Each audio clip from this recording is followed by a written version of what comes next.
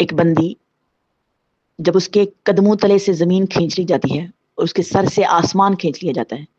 اور اسے کسی کھلے میدان میں چھوڑ دیا جاتا ہے جہاں پہ اس کے پاس کوئی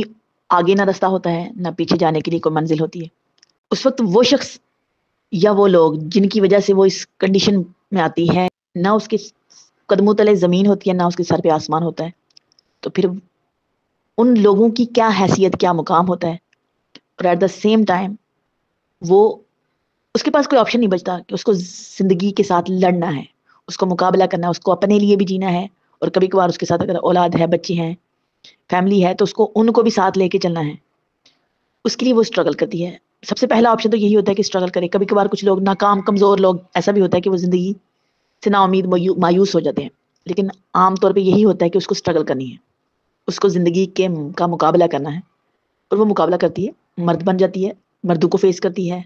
مشکل حالات کو فیس کرتی ہے، اپنے لیے بھی اور اس فیملی کے لیے بھی جو اس کی فیملی کے سامنے، اس کے بچوں کے سامنے جب کوئی آتا ہے تو وہ ان کا مقابلہ کرتی ہے، ان کے لیے ہتھیار بنتی ہے، ان کے لیے وہ سب کچھ کرتی ہے جو اس کو کرنا چاہیے اور کرنا بھی ہوتا ہے۔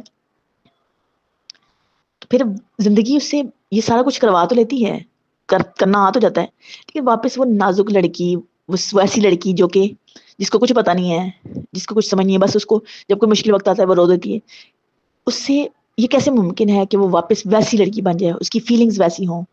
اس کے معاملات ویسے ہوں؟ وہ پھر لڑکی تو نہیں رہتی نا، پتہ نہیں کیا کیا بن جاتی ہے، اور یہ بننے کے لیے اس کو معاشرہ مجبور کرتا ہے نا، اور جب وہ یہ سارا کچھ بن جاتی ہے، وہ یہ کرنا شروع ہو جاتی ہے، پھر اعتراضات کیوں،